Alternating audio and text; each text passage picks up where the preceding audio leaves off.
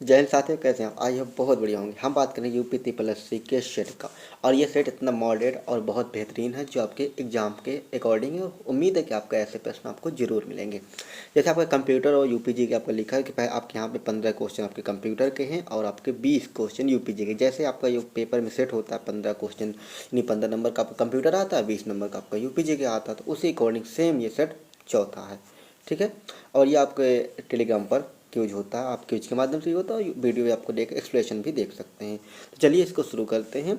अपना पहला क्वेश्चन क्या कह रहा है यहाँ पे कि उत्तर प्रदेश क्षेत्रफल की दृष्टि से भारत में चौथे स्थान पर आता है। ये यानी स्टेटमेंट बेस के अकॉर्डिंग है, बट सही है। लेकिन उत्तर प्रदेश के क्षेत्रफल की दृष्टि से भारत में चौथे स्थान पर आता है, तो बात तो सही, चौथे में आता है। पहले में आता है आपका राजस्थान आता है ना। पहले हमारा कौन सा आता है? राजस्थान आता है। ये सभी को पता है ना, राजस्थान आता है। फिर आप ये आगे क्या करें, उत्तर प्रदेश का क्षेत्रफल कितना है, यहाँ से पूछ रहा है कितना है, और वर्ग किलोमीटर में पूछ रहा है, यानी किलोमीटर स्क्वायर जैसे हम लिखते नहीं है किलोमीटर स्क्वायर, तो यानी वर्ग किलोमीटर में पूछ रहा है। ठीक, तो वर्ग किलोमीटर में कितना क्षेत्रफल है? 24, यानी 2,40,000। 2,40,000 नहीं है। इसके लिए एक्यूरेट नॉलेज की जरूरत पड़ेगी, क्योंकि आपको एक आगे पीछे करके नंबर्स के आप रिकॉर्डिंग याद करके है तो उस पर आप कन्फ्यूज हो जाएंगे। इसलिए इसमें क्या है, एक्यूरेटी बिल्कुल नॉलेज की जरूरत पड़ेगी। यदि आपने पढ़ा है तो आप सही कर पाएंगे। राइट, तो इसका दूसरा क्या है? 2,40,298, ये भी नहीं है आपका। 2,40,829, ये भी नहीं है। यानी अब आपका राइट आंसर क्या हो जाएगा कि 2,40,928 वर्ग किलोमीटर उत्तर प्रदेश का क्षेत्रफल है। ठीक, अगला सवाल देखते हैं। उत्तर प्रदेश राज्य अपने स्थापना दिवस कब मनाता है? उत्तर प्रदेश राज्य स्थापना दिवस कब मनाता था? 1 नवंबर को आपको क्या होता है, 1 नवंबर को कई राज्य स्थापना दिवस मनाते हैं। जैसे मध्य प्रदेश हो गया, उत्तराखंड हो गया। आपको पता है, उत्तराखंड तो नहीं, आपको एक प्रदेश को कई सारे ऐसे राज्य जो अपने स्थापना दिवस मनाते हैं। जैसे आपका उत्तर 1 नवंबर को मध्य प्रदेश भी मनाता है ना। ऐसे कई सारे राज्य। 24 जनवरी को उत्तर प्रदेश मनाता है, 24 जनवरी, क्योंकि 24 जनवरी 1950 को यानी उत्तर प्रदेश का नाम मिला था। यानी 24 जनवरी जो है आपका, 24 जनवरी 24 जनवरी 1950 को उत्तर प्रदेश के नाम से जाना गया था। पहले इसको संयुक्त प्रांत कहा जाता था, और 1950 में इसको उत्तर प्रदेश नाम दिया गया। और उसके बाद 2017 ईस्वी में एक मतलब 2017 में आपका 2017 में जो तत्कालीन राष्ट्रपति थे श्री राम नाईक जी, उनके एक प्रस्ताव रखा कि उत्तर प्रदेश की स्थापना दिवस 24 जनवरी को मनाया जाना चाहिए। तत्कालीन मुख्यमंत्री ने मंत्रिपरिषद के साथ में मिलकर के यह प्रस्ताव पारित हो गया। और तब से हर साल 24 जनवरी को हम क्या करते हैं, उत्तर प्रदेश स्थापना दिवस मनाते हैं। ठीक, ये आप सभी जानते हैं। 10 दिसंबर को क्या होता है आपको पता ही होगा, मानवाधिकार दिवस होता है ना 10 दिसंबर को। ठीक, आगे बात करते हैं आपका कि दुग्ध उत्पादन में भारत के राज्यों में उत्तर प्रदेश का कौन सा स्थान है? यानी कहा जा रहा है दूध दूध उत्पादन में भारत में उत्तर प्रदेश का कौन से स्थान है? तो वैसे आप देखेंगे ना कि उत्तर प्रदेश का कई सारी चीज़ों में बहुत जगह पहला स्थान ही, हर जगह आपको नहीं देखेंगे, कई जगह इसका पहला स्थान ही आता है। लेकिन कुछ जगह दूसरा स्थान भी है। लेकिन दूध की बात करें, दूध उत्तर प्रदेश का पहला स्थान है। ठीक, कौन से स्थान है? दूध उत्पादन में उत्तर प्रदेश का पहला स्थान है। ठीक है, क्षेत्रफल की दृष्टि से चौथा स्थान हो जाता है ना। ठीक है, और जैसे चावल उत्पादन में आप देखेंगे, ठीक, ऐसे बहुत सारी चीज़ें उनमें अलग अलग क्षेत्र पे अलग अलग उत्पादन और भी चीज़ों के अकॉर्डिंग इस स्थान में परिवर्तन है। लेकिन काफ़ी जगह पहले नंबर 1 पे ही उत्तर प्रदेश है। ठीक, अगला सवाल देखते हैं कि यहाँ पे कि स्टेटमेंट बेस पे है कि आपका निम्न में से कौन सा कथन उत्तर प्रदेश के संदर्भ में बिल्कुल सही है। अभी जो स्टेटमेंट दे रखे हैं इनमें से कहा जा रहा है इनमें से कौन सा ऐसा कथन है जो उत्तर प्रदेश के संदर्भ में बिल्कुल सही है। तो यहाँ से कहा जा रहा है कि आपका कि ई जिला परियोजना 2009 में आई थी। अब यहाँ पे यदि आपको नॉलेज है तो आप इसका आंसर बहुत अच्छे से कर सकते हैं, यदि आपने पढ़ा होगा तो। यहाँ पे क्या कहा जाएगा कि ई जिला परियोजना 2009 में आई थी। बात बिल्कुल आपकी यहाँ पे सही है। ई जिला परियोजना कब आती है? 2009 में आती है। पहला स्टेटमेंट तो सही हो गया।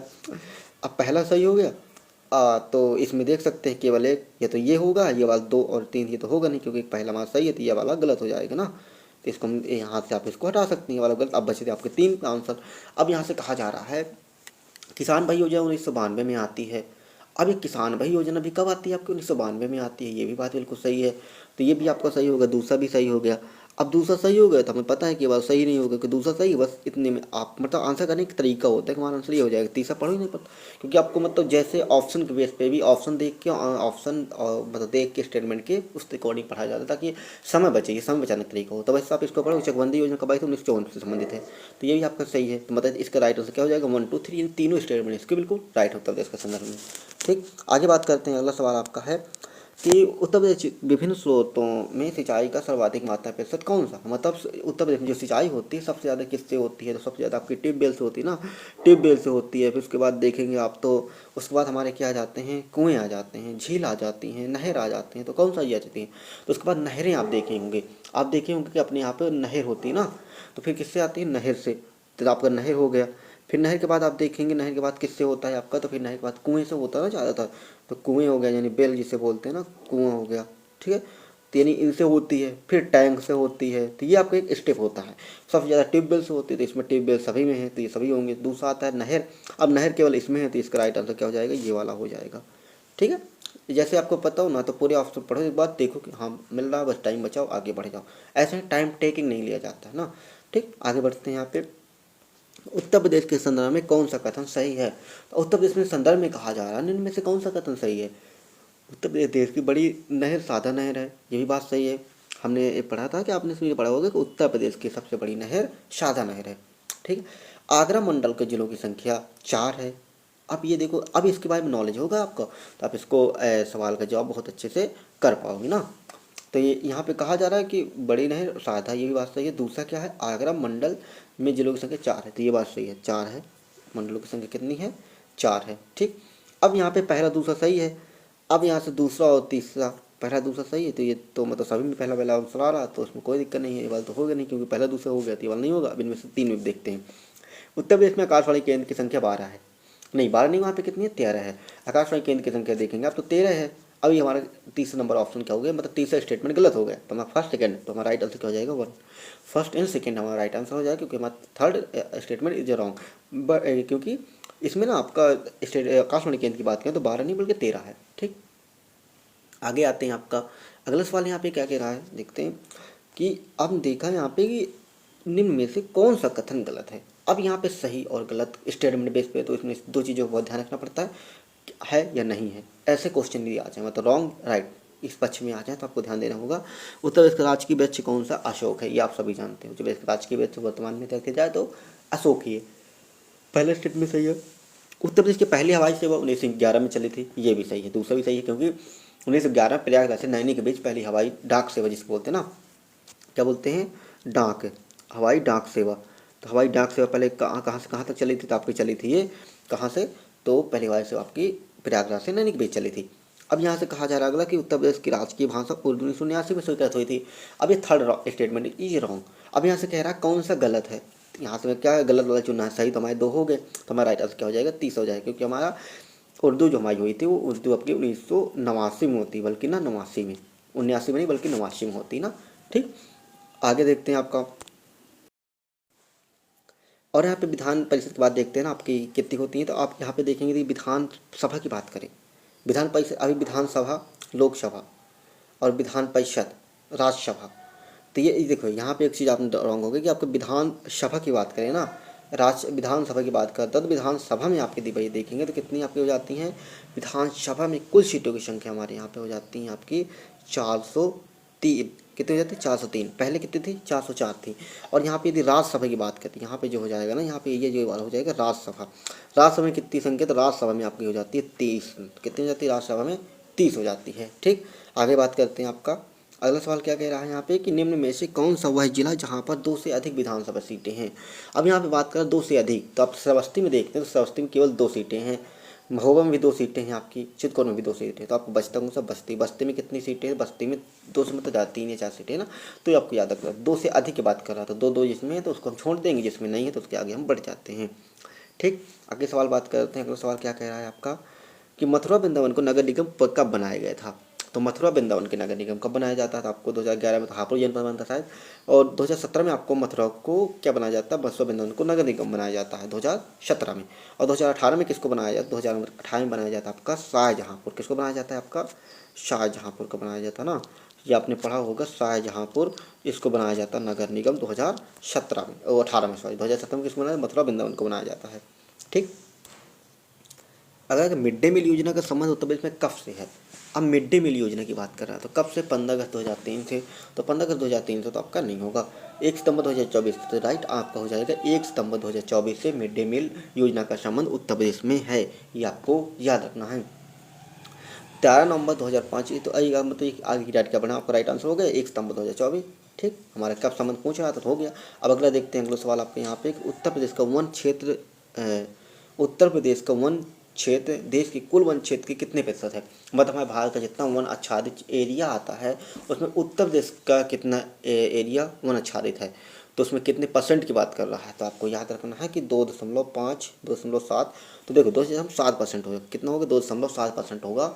और 7.3% की बात करें, 7.3% की बात करें ना, तो ये हो जाता है हमारे यहाँ का कुल क्षेत्रफल में, मतलब उत्तर प्रदेश कुल क्षेत्रफल, भारत के कुल क्षेत्रफल 7.3% है, 33 में तो हो जाता। लेकिन यदि केवल वन यानी जितना जंगल यानी वन की बात करें तो वन हमारा आच्छादित हो जाता है 2.7%। ठीक, आगे देखते हैं अगला सवाल आपका कि निम्न में से कौन सा कथन सही है। निम्न में से कौन सा कथन सही है, तो आपका मयूर संरक्षण केंद्र का संबंध आगरा से है। देखो अब यहाँ पे सही कथन का बात कर रहा है ना, तो सही कथन में बहुत अच्छे समझ पड़ेगा कि इनमें से कौन सा सही है। एक तो यहाँ पे देखो दो गलत होंगे क्योंकि एक नोटा है, तो यहाँ पे कितना होगा, आपको एक सही होगा। तो मयूर संरक्षण केंद्र का संबंध आगरा से है, तो आगरा में तो आपका ताजमहल है, और बटेश्वर मेला मतलब लगता है ना आपका आगरा के पास में, मतलब पशु मेला लगता है, लेकिन आगरा मयूर संरक्षण केंद्र की बात करें तो ये आपका मथुरा वृंदावन हो जाएगा। क्या हो जाएगा, मथुरा वृंदावन, मथुरा वृंदावन हो जाएगा। आपको याद रखना है क्या हो जाएगा आपका, ये मथुरा वृंदावन हो जाएगा। ओके, मथुरा वृंदावन हो जाएगा। जटायु संरक्षण प्रजनन के संबंध महाराजगंज से है, राइट, ये आपका सही हो जाएगा। ये आपका बी नंबर इसका राइट आंसर हो जाएगा। नाइट सफारी पार्क का संबंध अयोध्या से, अयोध्या से राम मंदिर के संबंध नाइट सफारी पार्क आपका लखनऊ हो जाएगा। क्या हो जाएगा, लखनऊ हो जाएगा। ठीक, इस प्रकार से आपका ये आंसर कंप्लीट। अब आगे देखते हैं अगला सवाल आपका यहाँ पे, देश का प्रथम वाईफाई स्मारक कौन सा है।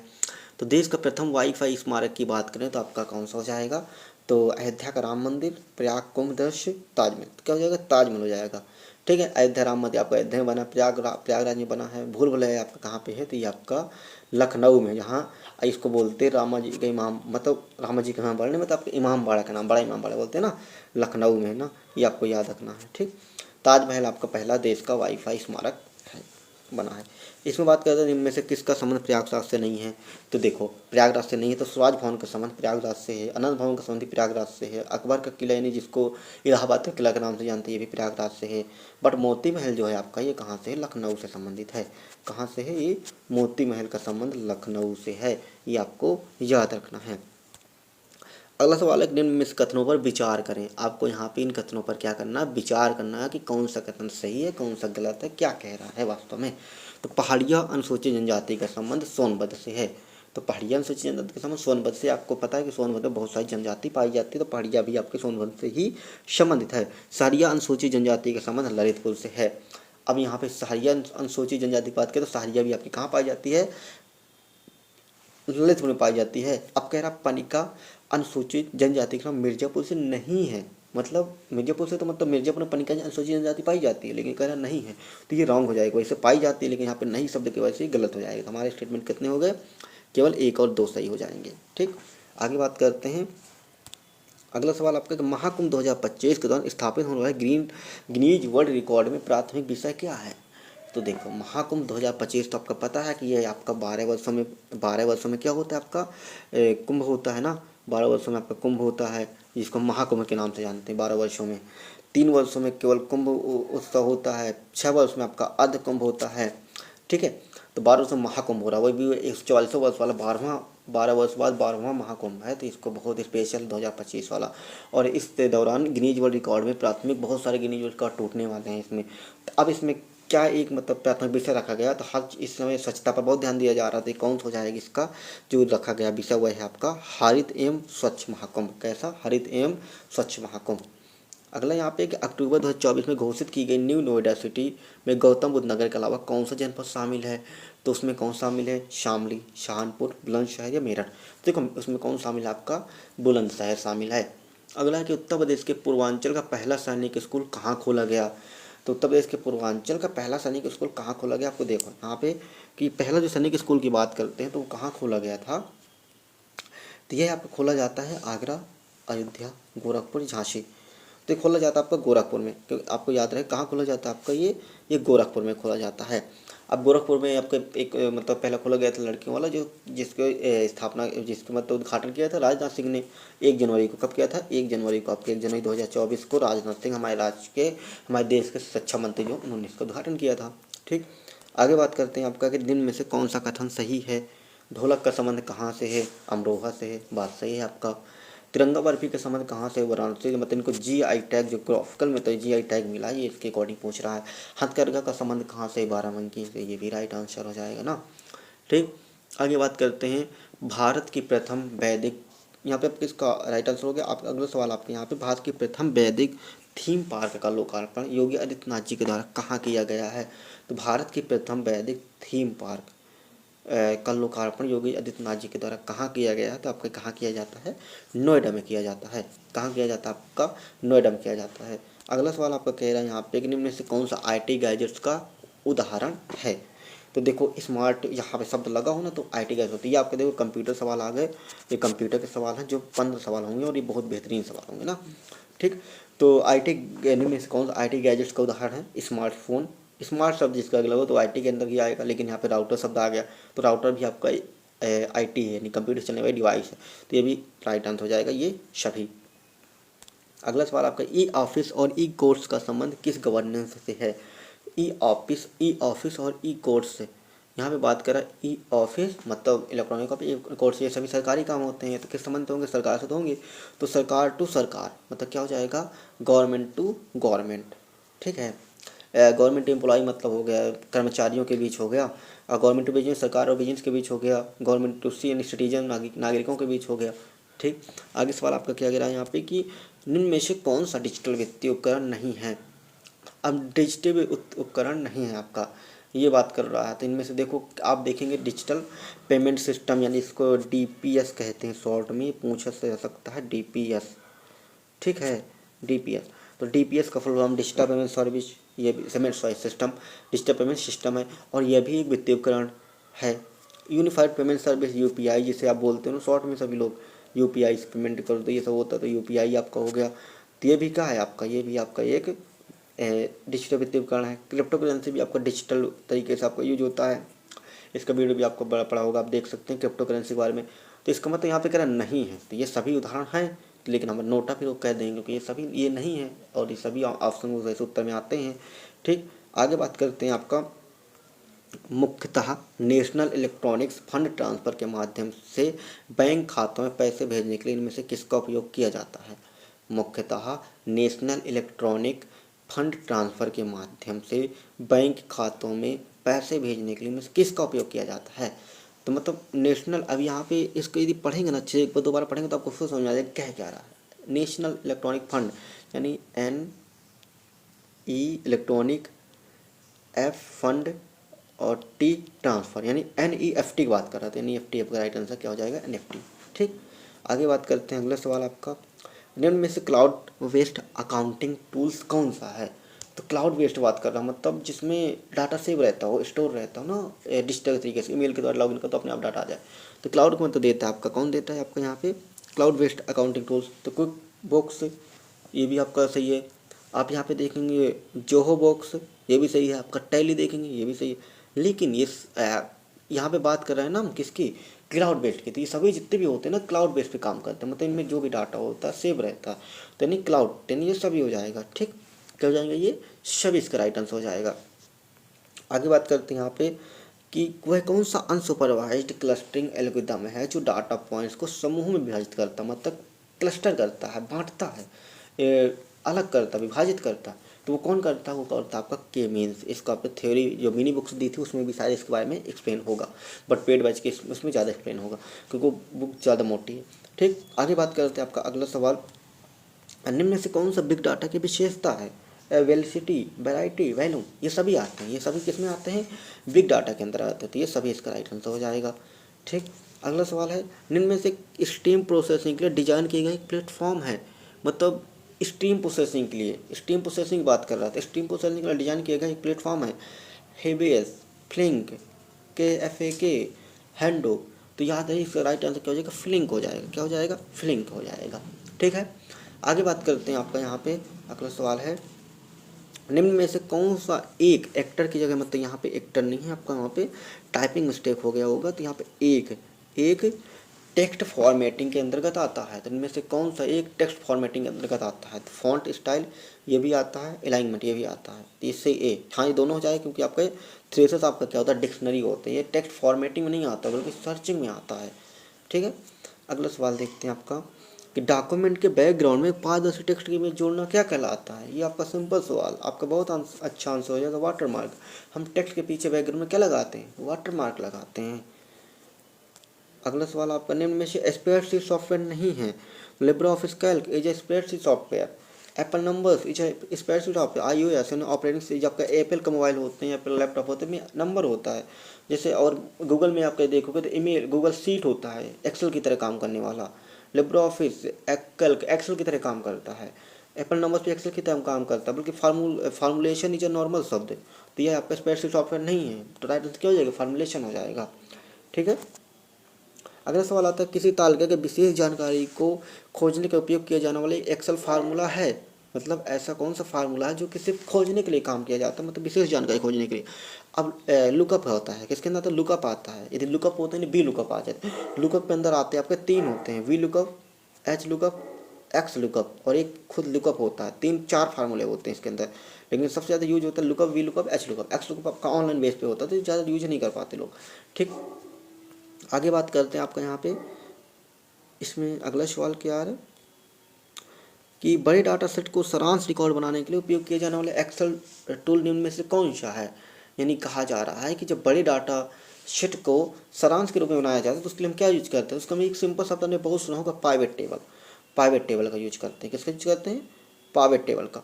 आगे बात करें, निम्न में से कौन सा वेब आधारित प्रेजेंटेशन टूल है? अब वेब आधारित बात कर रहा है ना, तो वेब आधारित कौन सा हो जाएगा? मतलब डाटा आपका वेब एप्लीकेशन, मतलब वेबसाइट पर हो। माइक्रोसॉफ्ट पावर पॉइंट वेबसाइट पे नहीं होता है आपका, एप्पल कीनोट आपका वेबसाइट में नहीं होता, ये एप्लीकेशन सॉफ्टवेयर इज नॉर्मल।